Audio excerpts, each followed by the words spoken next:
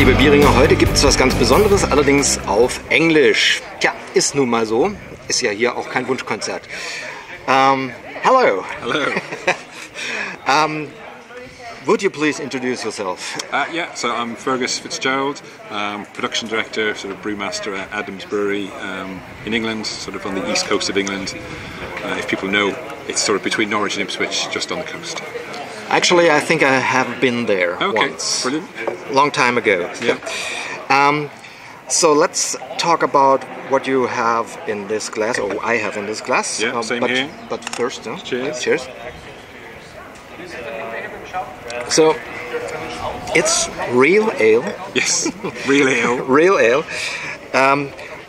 Well, describe it to me. What is it? So, real ale is it's a broadish term, but essentially what it's trying to say is that the beer that's in the cask has got live yeast in it, and it's doing a part of its fermentation in that cask. So people do it slightly differently depending what brew you are, depending what scale you are at. The way we do it is we do a week in primary fermenter in the brewery, and then after that week we put that beer into cask, so then it does quite a lot of fermentation in that cask. Some people will do most of the fermentation at the brewery and then just put it into cask with a very low yeast count. For us, we want quite a lot of fermentation to happen there, so we'll leave a yeast count of about 1 to 2 million cells per mil. So it's sort of doing sort of half or sort of quarter degree Plato sort of fermentation in there. So what's the advantage of having it in the cask then for? So I guess that historically it was like lots of ways of brewing. Some of it's influenced by taxation and sort of a bit of history, I suppose. But it's a pretty quick process. So if you think we brew it day one, it's finished fermenting in 7 days, it's in cask, and it's gone out within 2 weeks, and then it's in the pub. So really quick. Now there's obviously a flavour process. There's a flavour differences in there. A cask isn't obviously a style of beer, but what it is a way of serving beer. But you have to change the styles, and you have to change how you brew to try and maximise the effects of that. It sort of enhances some of the yeast characteristics, enhances some of the malt characteristics when it's in the cask. The hop characteristics are always a bit more fleeting. So I think the best cask beers for me tend to be beers that have a good balance between all three. Whereas I think if you're overly reliant on the hop character, then it's a short-lived product for cask, because when you start taking beer out of the cask, what you're usually doing is letting air in. And because obviously those more volatile sort of compounds from hops will start to dissipate, you have a shorter window. So really hoppy cask beer for me probably is best day one when you start serving it. If it's more malt balance, more spice, more yeast, then you've probably got 3-4 days before you need to empty the cask. But it has to go very, very fast. That's what cask beer is about. Cask beer is about fresh. So when you start taking it out, we tell people maximum 3 days. That should be empty. Now, most of the reason for that is you're letting air, so therefore oxygen, into the beer at the same time, and that's going to start to stale the beer. So as well as losing aroma, you're also starting that sort of acetaldehyde sort of production. So actually, over a few days, you'll start to see that sort of apple characteristic coming through, which sort of sits okay in some darker beers, less so on the pale ale beers where it becomes noticeable really quickly. Cask beer is about freshness, and it is freshness of turning that cask over really quickly. That sounds to me like it is back to like the very early days of brewing, where you had to drink everything very fast too. Yeah. So is this an old beer, an old recipe, or this is a sort of 1960s recipe, give or take. Okay. But it would have been called a pale ale at the time, and that was sort of back when pale ales essentially were bitters, and the two were the same thing. Over time, that became a more distinct character, sort of separate. Became separate to sort of pale ale. But I guess the way alcohol used to be taxed drove some of that, I think.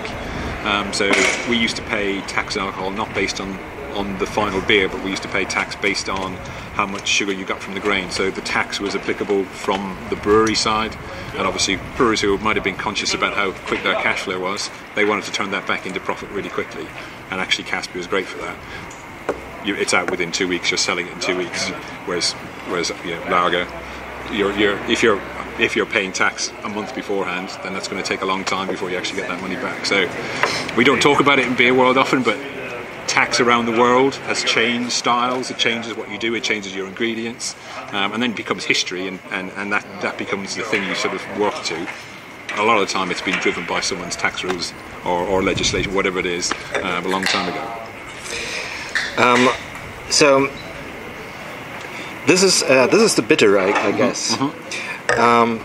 And you also have a pale ale. You now said it's more or less has been the same. Yeah. The bitters have been the pale ales. Now there is a difference. Yeah. So where's the major difference by now? So I think it's still a movable feast, really. That's still, I think you can call it what you like, but I think we sort of define it. Things that are more hop forward, so bitter. It's a bit more balance between the malt and the yeast and the hops, whereas I think pale ales, they tend to be a bit more malt forward, hop forward. So they are reliant a bit more on that hop character. Tend to be a little bit paler. Not always. This is slightly ruby. Yeah, it's more amber. Amber. So that's what you were telling, that some people now renamed it into amber ale. Yes. Yeah. So I think there's I guess there's two words in beer which means it doesn't sell, which is bitter and mild. Okay. Mild even more so. You call a beer mild, people don't buy it. So people rename them things to try and, because generally people, if you take something like a mild, people love beer. But as soon as you tell them it's a mild, people just don't buy it. So call it something else, get them to try it, and then they buy it. So the same thing's happened with bitter. Lots of people are renaming it as amber. Haven't changed the beer, haven't changed the recipe. They're just renaming it as a different style because they think people are put off by that name bitter. Because it sort of denotes an overly aggressive flavour, I think. And it's not always true. You had just a lesson in there, and there you were also mentioning that there was a pale ale that was called Deadly Pale Ale. Deathly Pale Ale. Deathly Pale Ale. Yeah. And they renamed that too. So that was a beer that never really existed. So they almost did a beer at Adnams called Deathly Pale Ale in 1975, but never released it. But they did the labels, Skull and Crossbones, brewed the beer.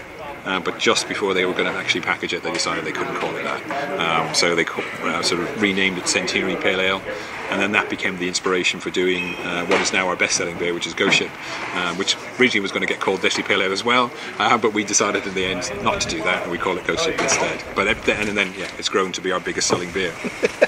So yeah, we repeated the same mistake twice.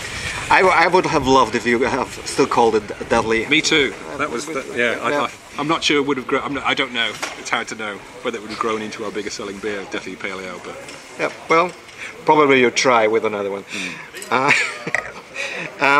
So we have the real ale, and I know in England there is the campaign for real British ale. Yeah. So CAMRA. The CAMRA, which is the campaign for real ale.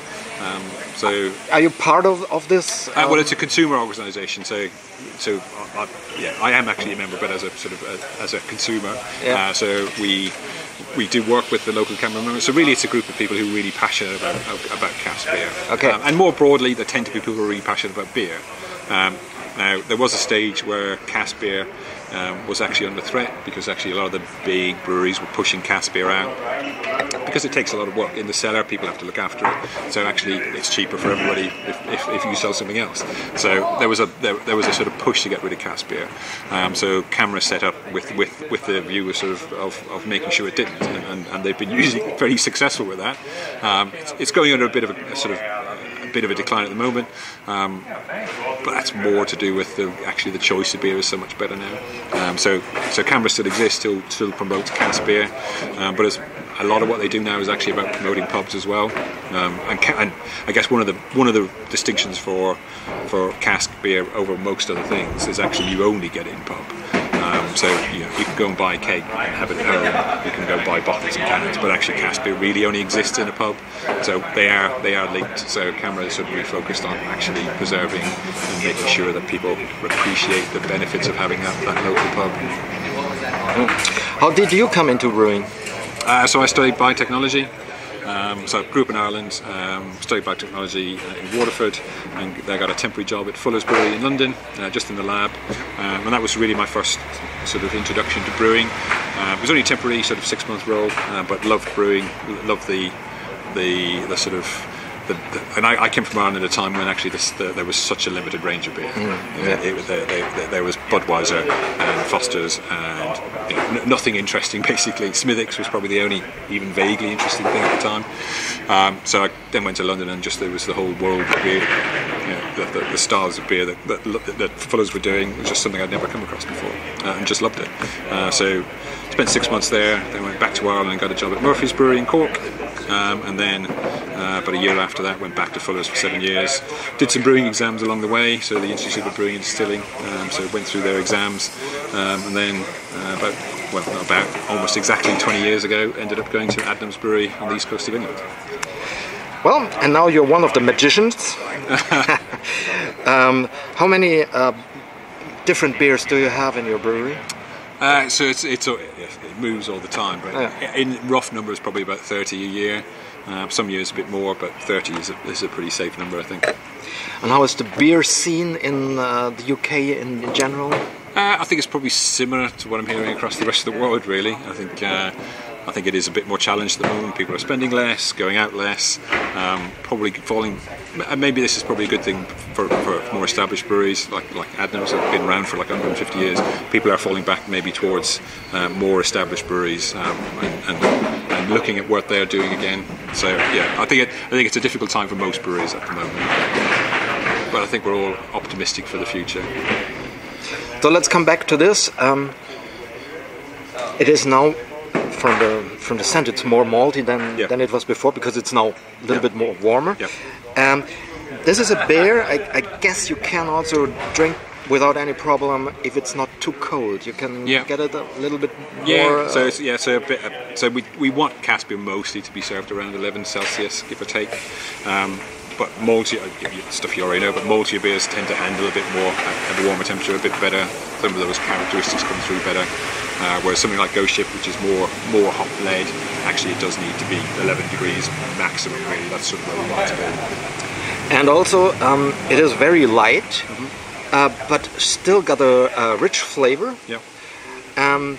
But basically, I have the malts and I have the bitterness of the hops. It's not too much fancy hops in it. No. So it's very traditional English hops in this. So Fuggles and Goldings.